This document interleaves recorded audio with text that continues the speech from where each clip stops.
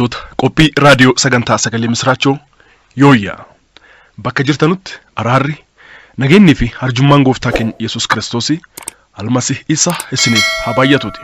Guyyaadhaa seenaa dhugaa jiraataa biyya Naayijeeriyaa kan ta'e Amaanu'eel Amoos qabannee isiniif dhiyaanneerra. Amaanu'eel Amoos gooftaa Yesuusitti osoo amanee hin fayyin duratti ergamaa seexanaa ta'e isaan jireenya dukkanaa sukkanneessaa keessa dabarse waan hojjetaa ture. Mala seexanni kiristaanota balleessuuf irratti hojjetu nuuf diidessaa nutti hima. Duubarra garuu akkamitti akka gara gooftaa Yesuus beekisaatti isatti amaniisaatti akka dhufe achiin duuba haala si'oolii fi achi jiru hunda argee achiin duuba immoo gara mootummaa waaqaatti mootummaa samayii kan warra gooftaa Yesuusitti amananii isa hordofaa akka sagalee dubbii qonqoo isaa jiraataniif qophaa'es argee kana hundumaa booda du'aa ka'ee dhugaa arge kana dhugaa ba'e isiniif qabannee dhiyaanneerra. Barumsa guddaa jireenyaaf tajaajila keessaniif ta'u irraa argattan jennee abdii guutuu qabna. Seenaa kana kutaa adda addaatiin isiniif dhiyeessaa jiraachuun keenya ni yaadatama. Kutaan itti aanee jiru akkasitti isiniif dhiyaata. Obsaan haga dhumaatti nu dhaggeeffadhaan affeerraa keenya jaalalaati. Dursinee Waaqa kadhanna. Waaqa bara baraa jireenya nuuf kennitee carraa kana nuuf kennitee ergaati karaa tajaajilaa keetii kanaan nuuf dabarsite akka dhageenyuuf carraa kana waan nuuf kenniteef galanni ulfinneef kabajisiif ta'uuti. Amma kunoo nus ergaa kana yoo dabarsinu nu gargaari. Lubbuun yookaan namni ergaa kana dhage'u kamiyyuu seenaa dhugaa kanarraa barumsa guddaa fudhatee jireenyaaf tajaajila isaatti jijjiiramni fi guddinni eebbi addaa haa ta'uufi. Namni haarinni kan gooftaa Yesuus hin beeknes ergaa kana dhaga'ee gara fayyinnaatti akka dhufuuf Waaqa hafuura keetti qulqullichaan isa gargaare. Karoorri fi hojiin seexanaa kamiyyuu kan diigame haa ta'uuti. Kana hundumaa waan gootuuf galatoomi. Maqaa gooftaa Yesuus Kiristoosiitiin akkas jennee walii galleessi kadhannaa. Ameen.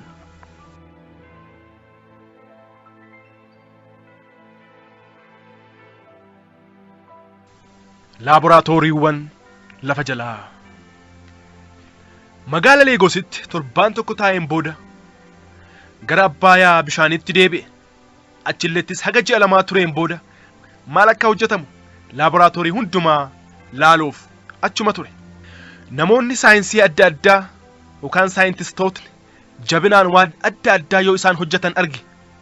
Wantoonni isaan hojjetan wantoota baay'ee babbareedoo nama hawwatan kan akka konkolaataa fa'aa meeshaalee waraanaa adda addaa kan ittiin addunyaa to'atan hojjechuu ture.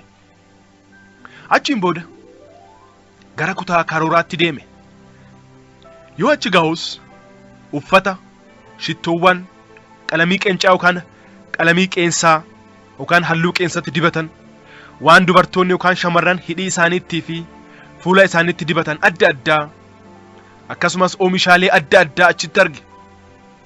Wantoonni kunneen duudiin kan karooraan qophaa'aniif dubartoonni uffatoota qullaa isaanii mul'isu kanneen uffatanii dibatoota kanneen dibatanii dhiirotaan karaa yookaan daandii waaqayyoorraa gorsuuf yookaan dogongorsiisuuf ture.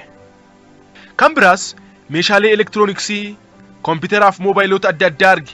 Ammallee dabalataan namni tokko yoo gooftaa Yesuusitti amanu bakkaaf eenyummaa isaa kan agarsiisu meeshaa akka televiziyoonaa fakkaatu tokko arge.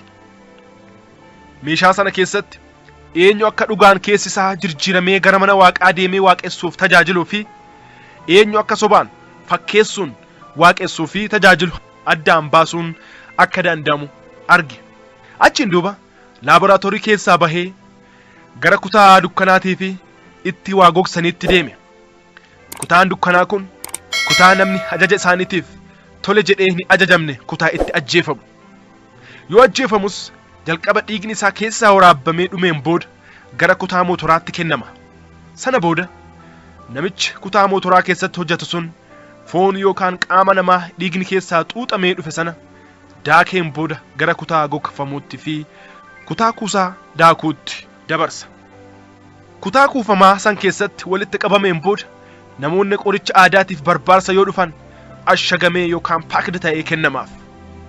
Kutaa kana keessatti wantoota biraa adda addaa dubbachuuf namatti ulfaatu baay'ee arge.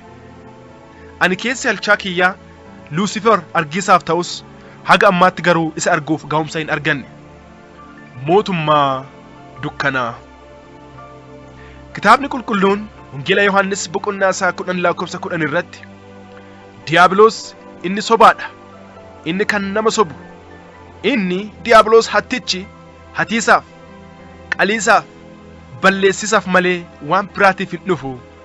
Ani garuu jedhe Yesuus jireenya akka isiniif ta'uuf akka isiniif baay'atuuf dhufe jedhee barsiise. Ani garuu jireenya akka isiniif ta'uuf akka isiniif baay'atuuf dhufe jedhee barsiise gooftaan keenya Yesuus Kiristoos. Gara magaalaa Leegoos deebi'een booda hojii kiyya cimsee itti fufe. Torbaan 2 booda gara bishaan galaanaatti deebi'e. Sana booda mootittiin dukkanaa yookaan xarafuu Nigist hojii jalqabinaan jettee waan an hojjedhuu qabu safartee natti kennite. Gara magaalaa keessa jiraadhuutti deebi'ee ogeessa yaalaa kan aadaa kan ture obboleessa abbaa kiyyaa akka ajjeesuuf na ajajje. Yoo sababa isaa natti himtee na amansiisuu barbaaddu ajjeefamuu haadhaaf abbaa kiyyaatiif sababni isa akka ture natti himte. Akkuma isin jettee ajaja naaf kenniteen namicha ajjeesuu deeme. Garuu nama ajjeesuuf ajajni yoo naaf kennamu yeroo jalqabaati waan ta'eef baay'ee sodaadhe. Osoo hin ajjeesin qoricha isaa hundaa harkaa balleessee deebi'e. Garuu yoo deebi'ee gabaasa dhiyeessuuf guddaan alolte. Akkasis naan jette. Anaaf ajajamuu dhabis dhumni isaa du'a ture. Garuu an baay'ee waan si jaalladhuuf ajaja biraa siif kenna. Olluma keessan sana abbaa kee ajjeesuutti obboleessa abbaa kee kan gargaaran jaarsoliin yookaan maanguddoonni lamaan jiru. Isaan ajjeesiti kottu naan jette.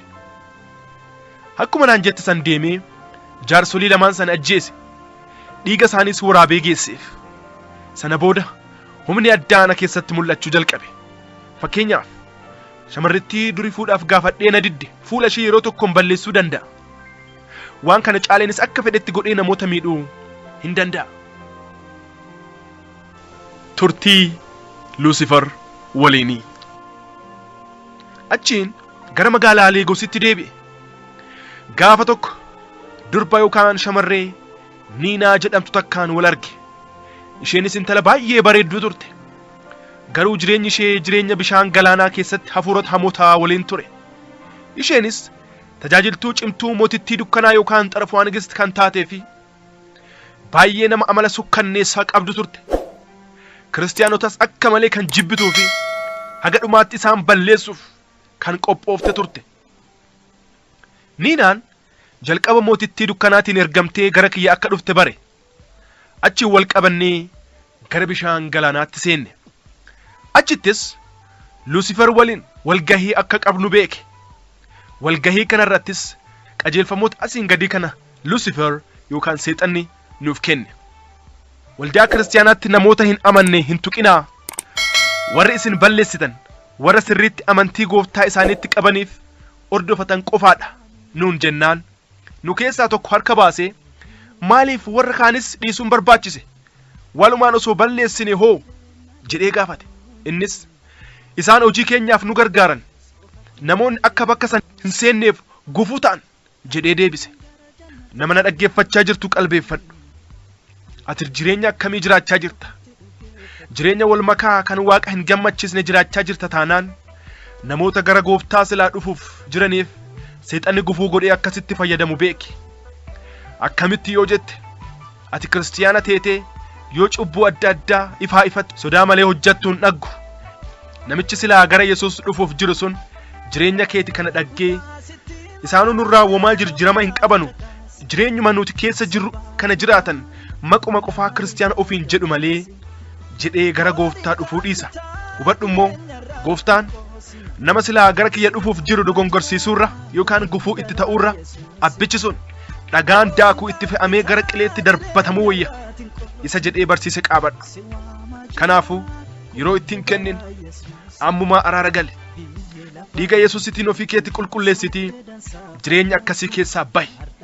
Waaqa dhugaaf hafuura ta'e kana dhugaaf hafuuraan isa waaqessi. Isaaf sagadi. Isaaf galata dhugaa galchi. Fakkeenyummaa gaariin jireenya kiristiyaanummaa agarsiise. Namoonni Kiristoos Yesuus jireenya keetirraa haa arganuuti. Jireenyi keeti kan namatti gufuu ta'u osoo hin ta'in kan namoota gara gooftaatti harkisu akka ta'uuf jabaadhu. Sagalee Waaqayyootiin kadhannaan jabaadhu guddadhu.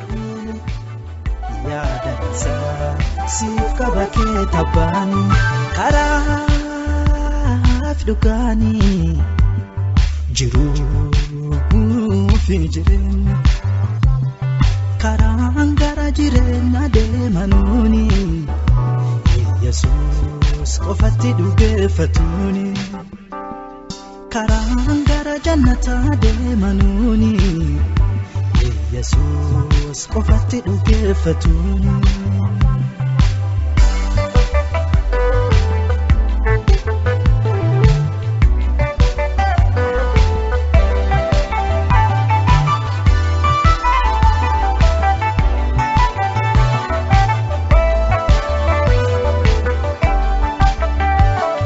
Nami isaatti dhugeeffate marti jireenya baraka qabatuufi malee akka namni tokko hin banneef tarsee kennee waaqilma fi du'aafi malee akka namni tokko hin banneef tarsee kennee waaqilma fi du'aafi Sileef gatiin baheera maafi waan kana yaanne fooniif lubbuu fayyisa maaf harkattiin kennaanne haalli sitti hammatulle murteessi yeroodhaani guyyaan fayyinnaadha beennaman baay'eessi sileef gatiin baheera maafi waan kana yaanne fooniif lubbuu fayyisa maaf harkattiin kennaanne haalli sitti hammatulle murteessi yeroodhaani